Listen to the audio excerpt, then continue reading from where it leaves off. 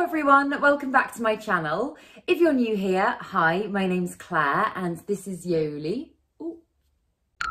I make videos all about houseplant care, sharing tips and tricks I've learnt over the years to help keep your plants happy and healthy. And in today's video, I'm going to walk you through everything you need to know to keep your Ficus Elastica happy, as well as the more specific care needs required for the variegated varieties. So let's get into it.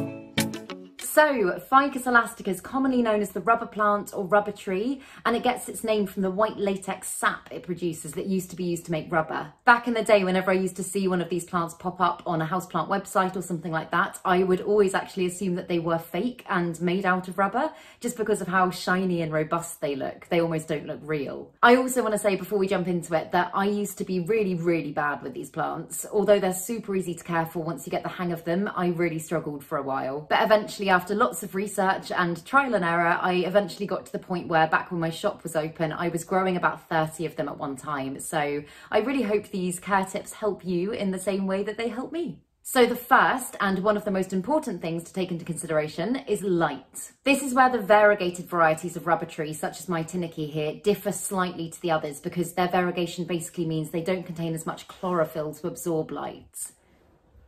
Oh, goodbye.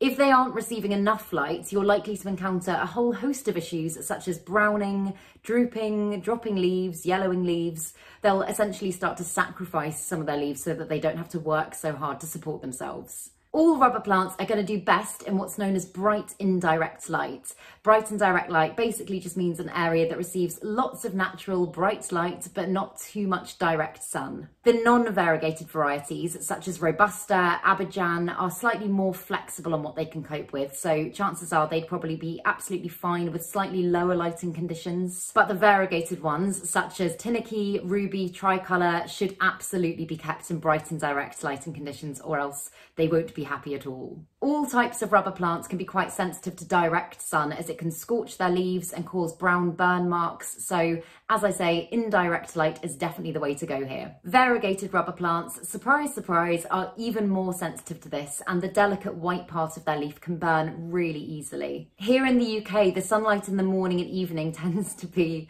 a little bit more gentle, so they can cope with a few hours of this every day, but just make sure to keep them well out of the way of harsh midday sun. Dusting and wiping your plant's leaves regularly is really important so that they're able to absorb all of the light they need in order to photosynthesize. A build-up of dust and dirt on the leaves not only inhibits their ability to absorb light, it also makes them much more prone to pests. My Tineke here actually had spider mites a while ago, and although I managed to get rid of them fairly quickly, you can still see, I don't know if you'll be able to see on camera, but you can still see some of the damage that was left on her leaves.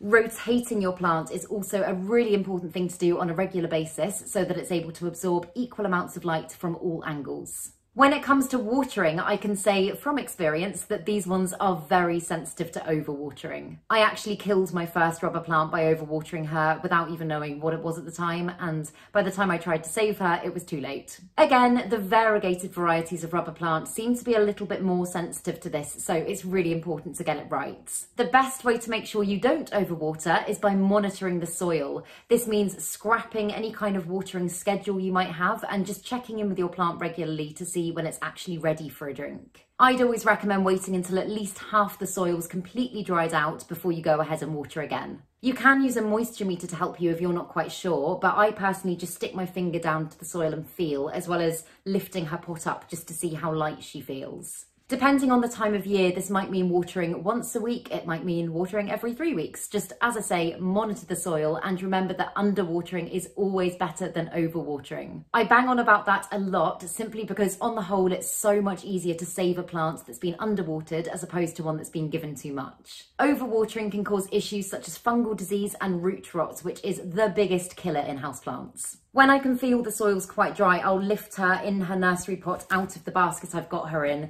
give her a thorough soak through, wait for her to properly drain, and then pop her back into the basket. Letting your rubber plant drain is so important, as again, if you don't do this, it can cause issues such as root rot. If you've potted your rubber plants directly into a container that doesn't have good drainage, I would strongly advise repotting her into a nursery pot like I've done here, and just putting that pot inside the pretty pot, because otherwise it's just kind of an accident waiting to happen. If you suspect you might have overwatered and caused root rot, this can be treatable if you catch it early, so I will post in the description box below some of the ways that you can go about doing this.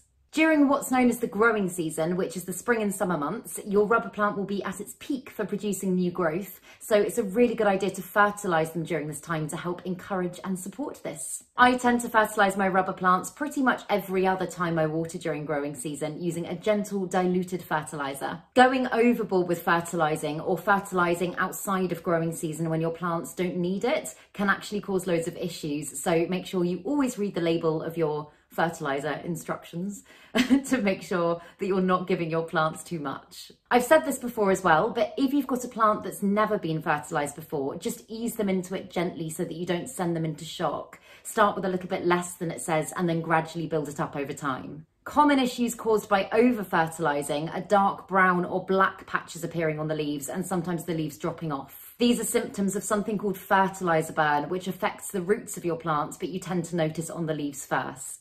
Although some people might say differently, outside of the growing season, I would always personally recommend laying off the fertiliser, just because it gives your plants a little break for the winter, and when they're not growing at the same rate, throwing loads of extra nutrients at them that they don't need can actually do them more harm than good.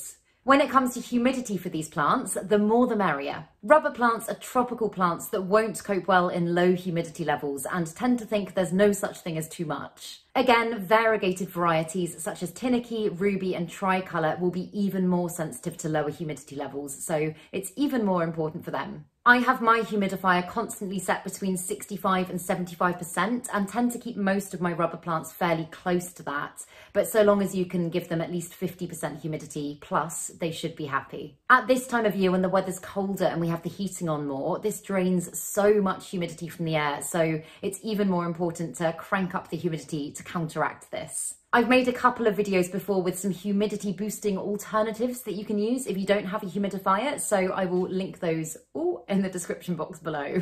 A lot of people think that misting your plants is the same thing as having a humidifier, and although misting does have some benefits, it's definitely not a long-term solution for increasing humidity. Misting does temporarily raise the humidity levels, but as soon as that mist's evaporated, which usually happens fairly quickly, the humidity levels will be right back down to where they were before. Misting does, however, help to keep the leaves clean and conditioned, ward off pests, and provide a short-term fix for humidity. Temperature-wise, these plants enjoy a steady temperature of between 18 and 27 degrees Celsius. A steady temperature basically just means it's not constantly fluctuating up and down. They also absolutely hate cold drafts. It can cause their leaves to yellow, to wilt, and with the variegated ones, it can cause the white variegated bits to brown and crack. If you hadn't guessed from everything I've said already, the pale variegated parts of the plant are incredibly sensitive. Their lack of chlorophyll, which is the thing that gives them their green colour, means that they're far less robust and much more prone to issues. If you are experiencing issues, the most important things to remember are bright and direct light. I know I say that and there's sun on my plant right now, but I will be moving her in a minute.